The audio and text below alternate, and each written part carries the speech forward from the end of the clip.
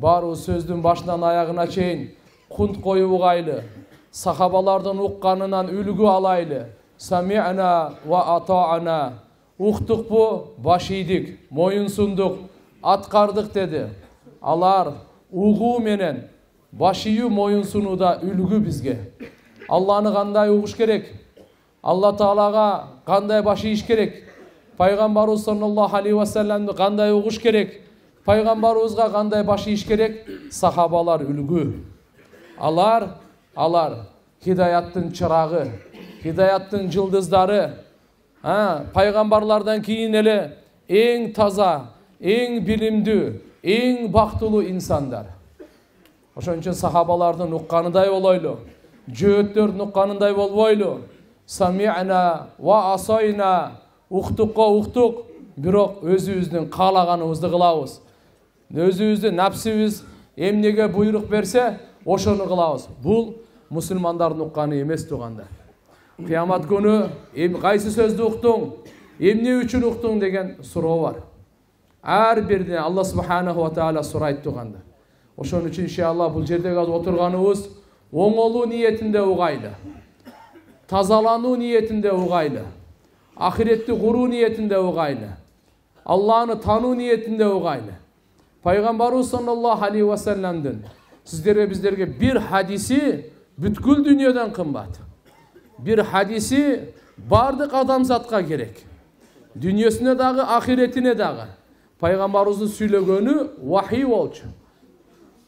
Пайгамбарыбыз саллаллаху алейхи ва салламдын тилинен чыккан берекелүү сөздөр, денесинен чыккан берекелүү амалдар бул адамдын жашоосун нурлайт, кабырын нурлайт, ахиретин нурлайт.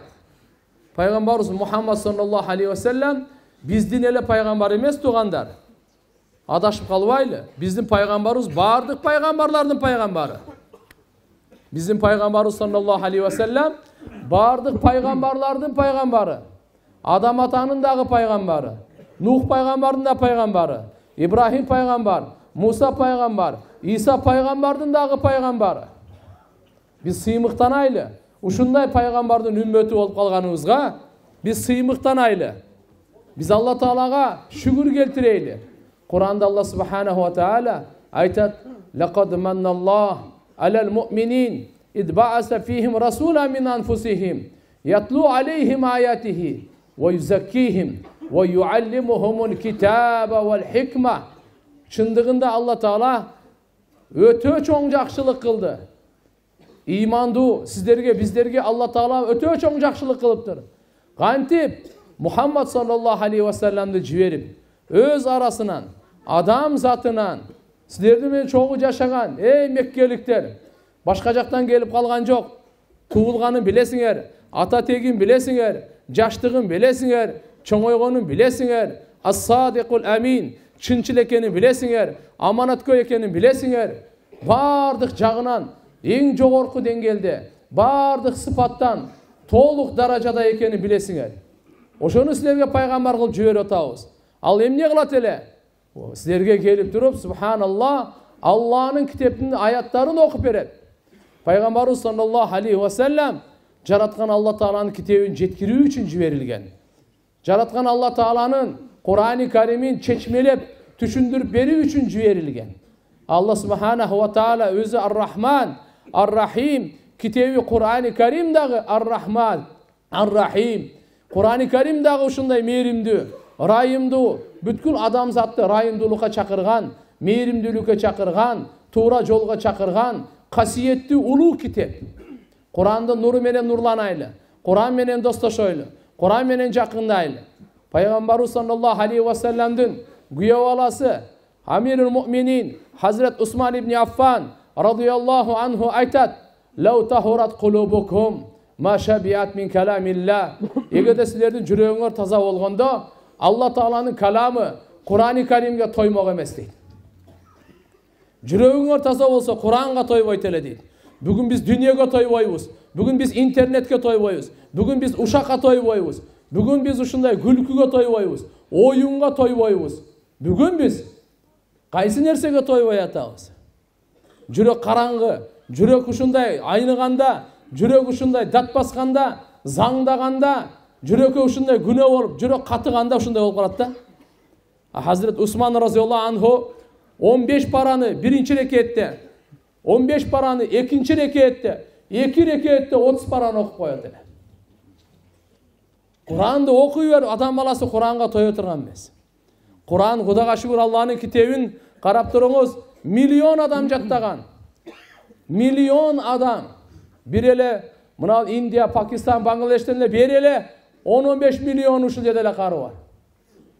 Египетті айтпаңыз, мұнан жерден қарты Турцияны айтпаңыз, Араб мамлекет Саудия, бардық бұл дүниеде есептеп келе тұрған болсаңыз, субханалла, 100 миллион деген адамдар Құранды жаттап кетішті туған. Bir кітепті көрсет алас бұ, bir кітепті айта алас бұ, шындай жаттаған бар у аламда. Қайсы кітепті жаттады, қайсы кітепке қызмат қылды, қайсы кітеп үшін жан берді. Құранның bir аятына алымдар қанын берген, Құранның bir аятына алымдар ümmet canın bergen. Kur'an'ın bir ayatına tomdağın kitaplarını жазып, tağa tıkçaқты uqtavay ötkörgen. En köp okulgan kitap, alamdın tarihinde, adamzattın tarihinde Kur'an-ı Kerim.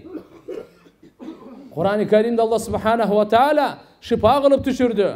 Kur'an-ı Kerim'de şifa kılıp düşürdü. Kimge? Tekeverge dağı şifa, göralvaska dağı şifa, toңmoyunga dağı şifa, zina korgo dağı şifa, Qaraqçıға дағы шипа, наданға дағы шипа, капырға дағы шипа, жахилге дағы шипа, мушрикке дағы шипа, бидатчыға дағы шипа, бардығына шипа Құр'ан-ы Карим. Жүректің дағы шипасы, дененің дағы шипасы, руханияттың дағы шипасы. Allah subhanahu wa ta'ala ушындай қасиетті бізге Құр'ан-ы Каримин пайғамбарымыз Мұхаммад алейхиссалам арқылы беріп атады. Бұл қандай деген нұр, қандай деген бақыт туғандар. Biz gelingizler Peygamber sallallahu aleyhi ve sellem'den taşlap ketken dinin qarmanayla, Peygamberimizin dininde yaşayla. Bizdin gündüzümüz Peygamberimizin gündüzüne okşasın. Tünümüz Peygamberimizin tününe okşasın. Sodamız Peygamberimizin sodasına okşasın. Mamilemiz, жүрüş duruşumuz, aldı berdiğimiz, kulk münözümüz Peygamberimizin kulk münözüne, Peygamberimizin жүрüş duruşuna okşasın. Namazımız Peygamberimizin namazınday olsun. Duamız Peygamberimizin duasınday olsun. Zikirimiz Peygamberimizin zikrindey olsun. Kur'an okanız Peygamberimiz Kur'an okanınday olsun. Orozamız Peygamberimiz orozasınday olsun. Acı umramız Peygamberimiz acı umrasınday olsun.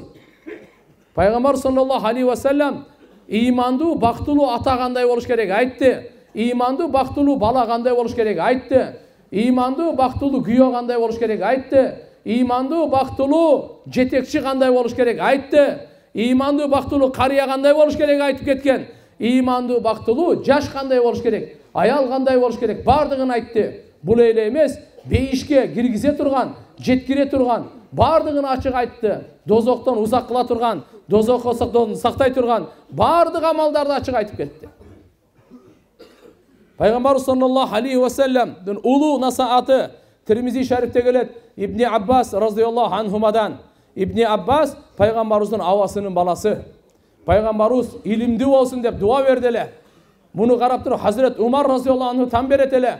Çoğun sahabaların arasında İbni Abbas radıyallahu anhu'na çakırat ele. Oşonda ança ulu sahabalar aytat ele. Bizim dele baldarımız var bul tengdü. Dep kişine azmaz. Maşallah suhtanışıp bunda aytkanda eme olat ele. Biroq İbni Umar radıyallahu anhu İbni Abbas radıyallahu anhumanın buğa tam bergendigi ança qarap turup aytıp koyat ele. Bul jönököy bala emes. Peygamberimizin duasını algan. Bul akıl estü. Uşunday adam deytele. Bir jolu günlerin birinde Nasr suresi, Suratun Nasr.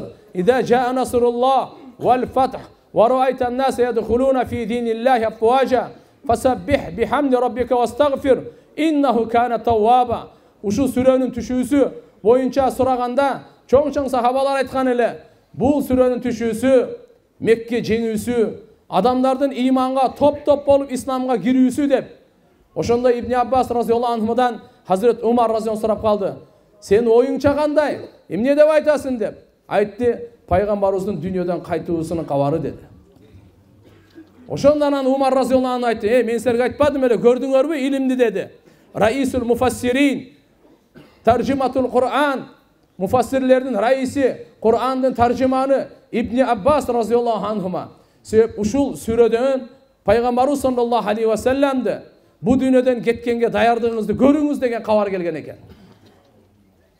Қачан Мекке жеңісі болғанда, Алла Тааланың диніне адамдар топ-топ болып кіргенде, эми мақсат ишке ашып бүтті. Бұдан ары bu дүниеде ашықша тұрыштың қажеті жоқ.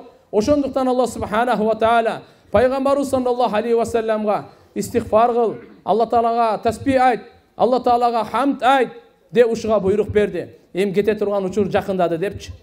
Ошо Ибн Аббас разияллаху анху айтат, мен бир жолу пайгамбарыбыз саллаллаху алейхи ва салламдын улоосунун аркасында учкашып баратсам дейт. Жаш жигит эле пайгамбарыбыз айтты, уулум деди. Көңүл бурушун бир аздан кийин лаббайк деп жорса, дагы уулум деди.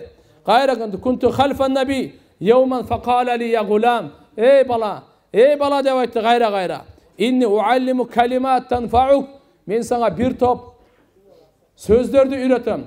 Бир топ нерселерди эскертем. Ошону сен жакшы эсиңде болсун. Бул сага сөзсүз пайда берет. Ихфадилла яхфадка. Ихфадилла таджидху туджахака. Пайгамбарыбыздын улуу берекелүү сөзү. Ушул Ибн Аббас разияллаху анху аркылуу барыбызга, үммөткө, бар эркек аялга ушу насаат. Алланын динин сактагыла, эй, Алланын динин сактагыла. Ихфадилла яхфадка. Алла сизди сактайт. Эгерде Алла Таала сизди сактаганды кааласаңыз, анда сиз Алланын динин сактаңыз. Алланын динин сактаңыз. Алла сиздин дүниеңизди сактайт, ахиретиңизди да сактайт, мал мүлкүңүздү дагы сактайт, жаныңызды дагы сактайт. Кантип Алла Тааланын өкүмдөрүн аткаруу менен, Алла Тааланы арам кылган нерседен сактануу менен Алланын динин сактоо ушундай. Алланын буйруктарын аткарайлы, намазын окуйлу, орозосун кармайлы, китеп Куранды окуйлу, Алланын акысы Аллага шүгүр келтирейли. Алланын акысы Аллага гана ибадат кылайлы. Аллага эч бир шерик кошпойлу. Ажылык, умра, Алла Субханаху ва Таалага дуа кылуу, Алла Субханаху ва Таала Алланын динин сактайлы. Эмнеден тыйган болсо тыйылайлы. Ширктен токтоп тыйылгыла. Ар нерсеге барып ишене бербегиле. Көз ачыкка барбагыла, бакшыга барбагыла, аны тастыктабагыла, арака вообще жакындабагыла, зынадан качкыла. Вала тaqrabu зина. Зынадан вообще жакындабай узак болгула. Зынага жакындата турган музыка, зынага жакындата турган дагы башка ар кандай шайтандын чакырыктарынан узак болгула. Кумар ойнобогула, жалган сүйлөбөгүлө. Алла Субханаху ва Таала бизди кайсы нерседен тыйды? Ошо нерсе менен ошо сактануу Алланын динин сактоо деп маани берет экен. Ихфадилла таджидху туджахака. Алланын динин сакта, сен Алланы дайыма алдыңдан табасың. Коргоодо, колдоодо, туура жолго жолдоодо. Дайым алдыңдан табасың. Алла Субханаху ва Тааланын колдоосун табасың. Эч кыжалат болбо. Алла кимди колдосо, аны эч ким коргула албайт. Алла кимди кордосо, аны эч ким колдой албайт. Жараткан Алла Субханаху ва Таала. Иза саалта фасалилла. Бир нерсе сурасаң Алладан сура. Өмүр сурайсыңбы? Ден соолук сурайсыңбы? Амандык сурайсыңбы? Иман сурайсыңбы? Ислам сурайсыңбы? Тофик сурайсыңбы? Хидаят сурайсыңбы? Ихлас сурайсыңбы? Ырыскы сурайсыңбы? Бакыт сурайсыңбы? Бейиш сурайсыңбы? Алладан сура. Иза стаанта фастаин билла. Жардам сурасаң да Алладан жардам сура. Бардык нерсеге Алла Тааладан жардам сура. Андан кийин айтып, "Ва'лам аннал уммата лау ijtama'at ala an yanfa'uka bi shay lam yanfa'uk illa bi shay'in qad katabahu Allahu lak."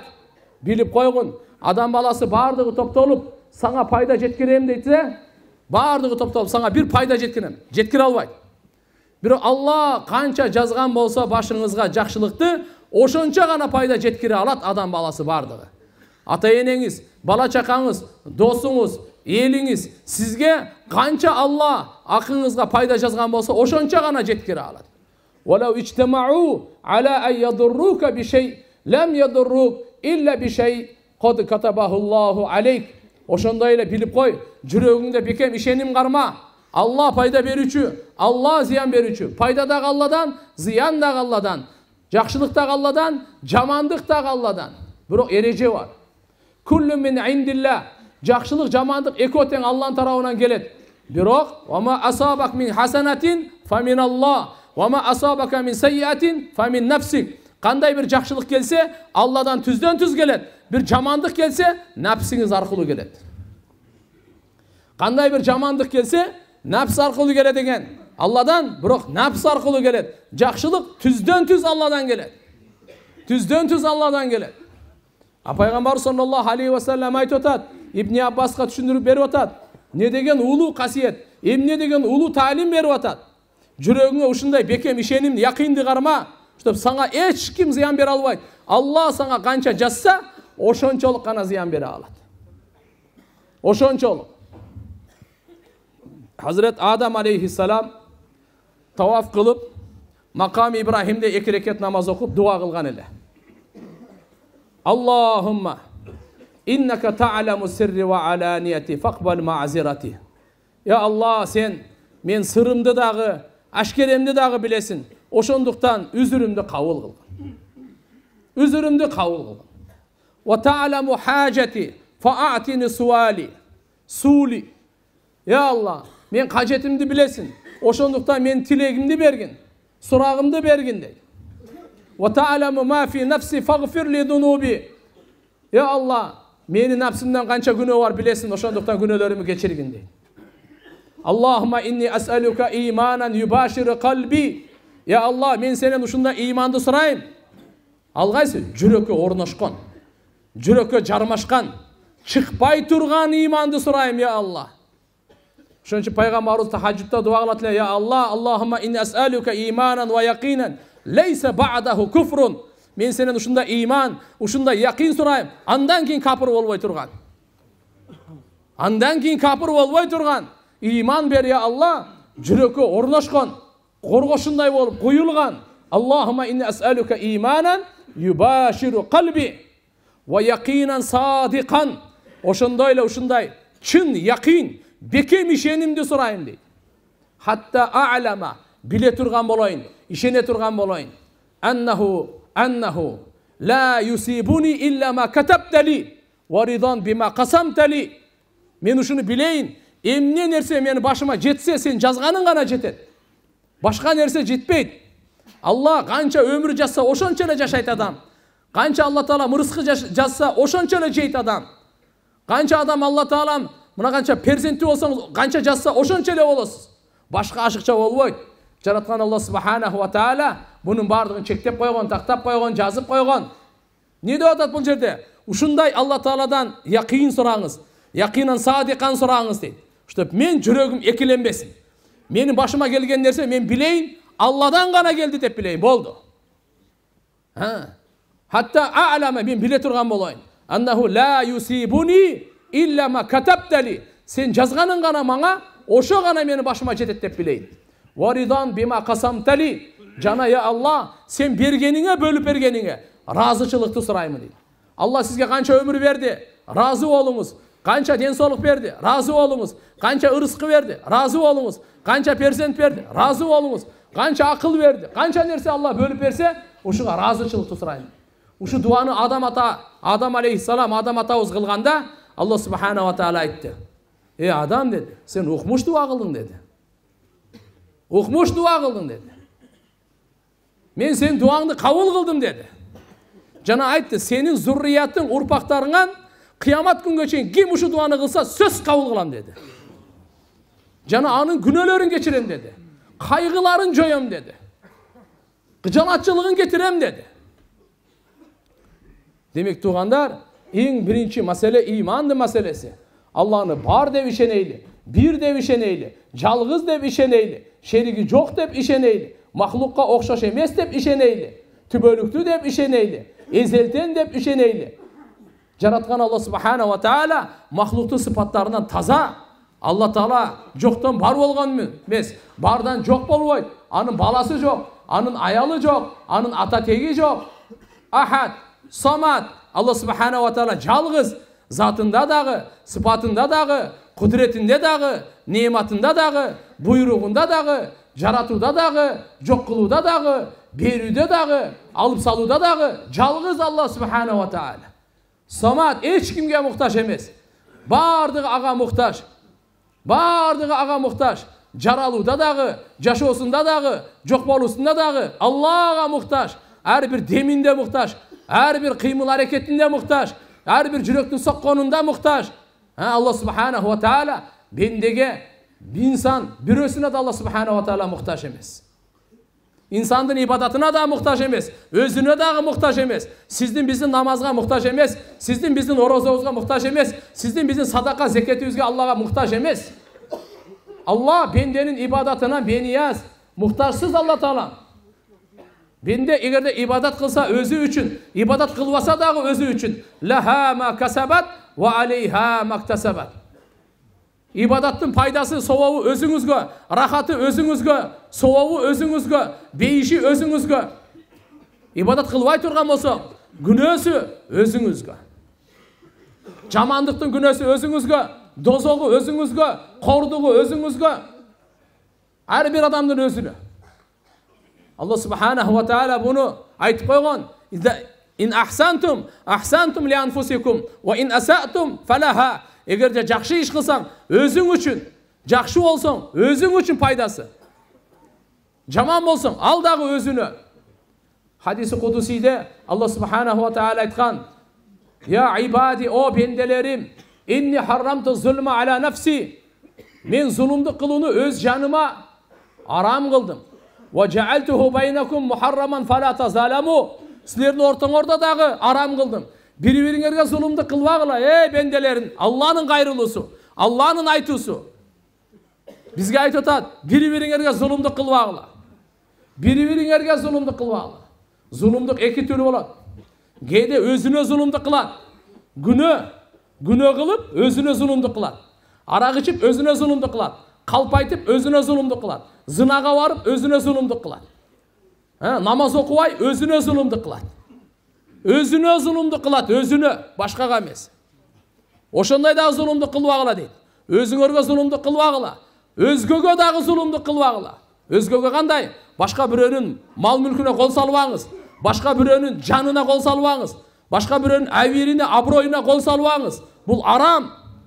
Peygamber sallallahu aleyhi ve sellem Zilhicce ayında, Kurban ayt gününde, ıyık ayda, ıyık günde, ıyık jerde aytıp koygan. Her bir musulmanға, başka musulmandın mal mülkü, kanı, əviri aram degen. Жоқ туғандар, арамдан сақтанмайынша biz hiç kaçan бактылуу бола албайбыз.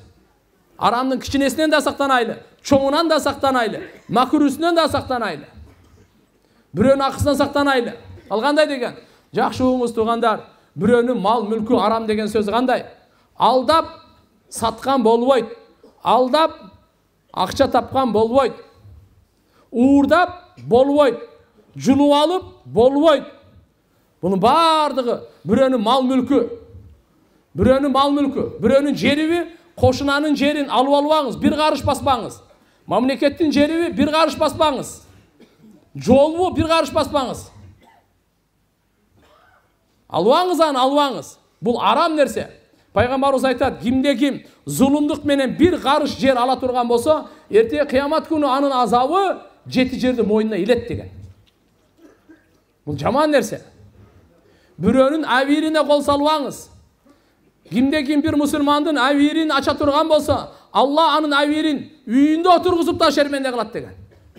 Kimde kim bir musulmandın arkasından ayığın arkasından düşe turgan bolsa, Allah anın arkasından düşet degen. Bürönü kordabаңыз. Büröge жалган күбөгө өтпөңүз. Büröge hiç kaçan jala жаппаңыз. Bürönü bilbeysizби каралабаңыз. Ал тууралуу сөз айтпаңыз. Бұл деген пайғамбарымыз арам деп атат, арам деп атат. Бирөөнүн мал мүлкүнө дагы кол салуу. Жада калса, уруксатсыз иштетип, уруксатсыз машинесин айдайсызбы, патинкесин кийесизби, балтасын чабасызбы, уруксатсыз болбойт, арам деген. Мына ислам таза дин, кандай таза дин? Пайгамбарыбыз бүткүл адамзаттын малын, жанын, әвирин сакташ үчүн жиберилген. Куткарыш үчүн адамзатты бактысыздыктан куткаруу, дүйнөнүн, кабырдын, ахиреттин бактысыздыктарынан куткаруу үчүн пайгамбарыбыз келген тугандар. Зулумду арам кылдым дейт. Ошол хадисте уландысында мындай дейт. Эгерде силердин инсаныңар, жиниңер алға чыккандар, кийинкиңер, бардык адамзат, бардык жиндер. Силерден араңардан эң таза жүрөк адам ким? Мухаммад Расулулла. Ошонун жүрөгүндөй болуп кетсин дейт. Бардыгычы. Менин казынама кыпындай дагы пайдасы тийбейт деген. Эгер адамзаттын, жиндердин бардыгы, алардын жүрөгү пайгамбарыбыздын жүрөгүндөй болуп, ушунчалык оңолуп, ушунчалык Аллаху акбар ибадат көй боло турган болсо, Алла айтат, ошонун бардыгын ибадаты менин казынама кыпындай да пайдасы тийбейт. Эгер алга чыккандар, кийинкиңер, инсаныңар, жиниңер, силердин араңарда эң бузуку жүрөк ким? Шайтан. Шайтан ким? Абул жин. Жиндердин атасы. Шайтан жиндердин атасы. Шайтандап кетсеңер, 8 миллиард адам шайтандап кетсе, жиндер андан көбүрөөк. Канча эсе көбүрөөк Алла өзү билет. Алардын бардыгы шайтандап кетсе, Алла айтат, менин казыгынама, менин мүлкүмө кыпындай дагы зыяны тийбейт дейт. Караңыз, Алла Таала ушунчалык биздин ибадатыбызга да муктаж эмес. Демек, зыян жеткире албайсыз. Зыян жеткирем десеңиз, Аллага зыян жеткире албайсыз. Өзүңүзгө гана зыян. Өзүңүздүн путуңузга, бактыңызга балта чаппаңыз. Мына Курандын чечими. Оңолсоң өзүңө пайда, бузулсаң өзүңө зыян. Чечим сизде.